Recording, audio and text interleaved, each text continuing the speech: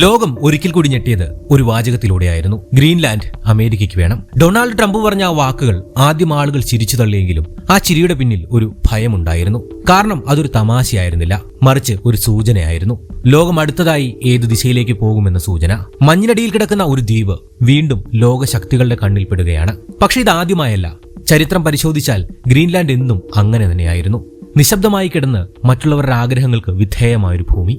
ഈ കഥ തുടങ്ങുന്നത് ഇന്നോ ഇന്നലെയോ അല്ല, ആയിരക്കണക്കിന് വർഷങ്ങൾക്ക് മുമ്പാണ്.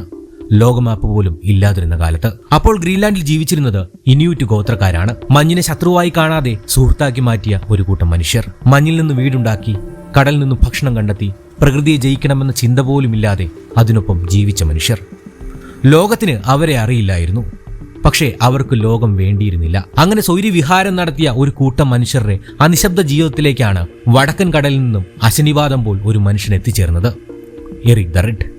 ഇനി കഥ മുന്നോട്ട് പോകണമെങ്കിൽ അയാളുടെ പശ്ചാത്തലം, സ്വഭാവം എന്നിവ ചുരുക്കത്തിൽ മനസ്സിലാക്കേണ്ടതുണ്ട്.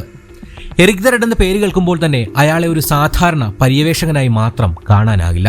നോർവേയിൽ ജനിച്ച എറിക് ചെറുപ്പം മുതൽ തന്നെ അക്രമ സ്വഭാവമുള്ളവനായിരുന്നു. അച്ഛൻ നടത്തിയ കൊലപാതകത്തിന്റെ പേരിൽ അയാളുടെ കുടുംബം മുഴുവൻ ഐസ്ലാൻഡിലേക്ക് നാടുകടത്തപ്പെട്ടു. അവിടെയും എറിക് ശാന്തനായില്ല. വഴക്കുകളും പ്രതികാരങ്ങളും ഒടുവിൽ മറ്റൊരു കൊലപാതകത്തിലേക്ക് നയിച്ചു. അതോടെ ഐസ്ലാൻഡിൽ നിന്നും കൂടി അയാളെ പുറത്താക്കി. ആ നാടുകടത്തലാണ് മഞ്ഞിനാൽ മൂടപ്പെട്ട ആ ദ്വീപിലേക്ക് അയാളെ എത്തിച്ചത്. അവിടെ ചെന്നെത്തുമ്പോൾ അയാൾക്ക് സ്വന്തമായി ഒരു ഭൂമി ഉണ്ടായിരുന്നില്ല. പക്ഷെ മനസ്സിൽ ഒരു സ്വപ്നമുണ്ടായിരുന്നു. മഞ്ഞുകൊണ്ട് മൂടിയ ഈ ഭൂമി തന്റെ സാമ്രാജ്യമാക്കി മാറ്റണം. പക്ഷെ മഞ്ഞുമൂടി ഈ ദ്വീപിലേക്ക് തന്റെ വിഭാഗത്തിലുള്ള ആളുകൾ കടന്നു വരാൻ ഒരു മടി കാണിക്കും. അതില്ലാതാക്കാൻ അയാൾ ഒരു മാർഗം കണ്ടെത്തി. അതിന് ആരെയും ആകർഷിക്കുന്ന ഒരു പേര് നൽകണം. ഒരുപാട് നാളത്തെ ആലോചനകൾക്കൊടുവിൽ അയാൾ ആ പേര് കണ്ടെത്തി, ഗ്രീൻലാൻഡ്, പച്ചപ്പുള്ള നാട്. അങ്ങനെ ചരിത്രത്തിലെ തന്നെ ഏറ്റവും വലിയ ബ്രാൻഡിംഗ് തട്ടിപ്പ് അവിടെ നിന്നും ആരംഭിക്കുന്നു. ഇതോടെ എറിക്കിന്റെ വിഭാഗക്കാരായ വൈക്കിങ്ങുകൾ കൂട്ടത്തോടെ ഗ്രീൻലാൻഡിലേക്ക് എത്തി. വീടുകൾ പണിതു, ചർച്ചുകൾ പണിതു. യൂറോപ്പിലെ ജീവിതം ആ മഞ്ഞിലേക്കും കൊണ്ടുവന്നു. മനുഷ്യർ പ്രകൃതിയെ ജയിച്ചുവെന്ന് തോന്നിയ നിമിഷങ്ങളായിരുന്നു പിന്നീട് അങ്ങോട്ട്. പക്ഷെ പ്രകൃതി മറുപടി പറഞ്ഞു. കാലാവസ്ഥ മാറി, തണുപ്പ് കൂടി, കൃഷിയില്ലാതായി, ഭക്ഷണം തീർന്നു.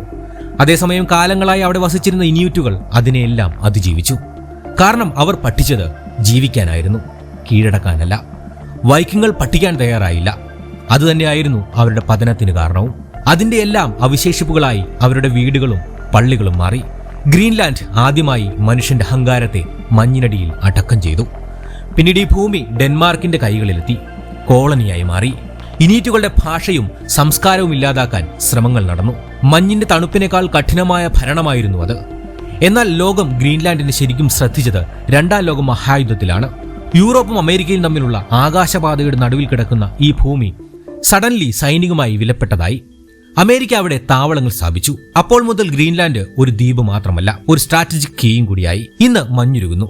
ആ ഉരുകലിനൊപ്പം ഗ്രീൻലാൻഡിന്റെ ഉള്ളിൽ ഒളിഞ്ഞിരിക്കുന്ന എണ്ണയും ഗ്യാസും അപൂർവ ധാതുക്കളും പുറത്തേക്ക് വരുന്നു. അതുകൊണ്ടാണ് ട്രംപ് വീണ്ടും ചോദിച്ചത്, ഞങ്ങളത് വാങ്ങട്ടെ എന്ന്. ആ ചോദ്യം യഥാർത്ഥത്തിൽ പറഞ്ഞത് ഇതാണ്: അടുത്ത വലിയ പോരാട്ടം നടക്കുന്നത് ആർട്ടിക്കിലാണ്. കാലാവസ്ഥാ മാറ്റം ഒരു പരിസ്ഥിതി പ്രശ്നമല്ല, അതൊരു ജിയോ പൊളിറ്റിക്കൽ ആയുധമാണ്. ഇവിടെയാണ് ലോകം തീരുമാനിക്കേണ്ടത്, ഗ്രീൻലാൻഡ് വീണ്ടും എറിക് ദ റെഡിന്റെ പേരുമാറ്റത്തിന് ഇരയാകുമോ, അതോ ചരിത്രത്തിൽ നിന്നും പഠിക്കുമോ എന്ന്.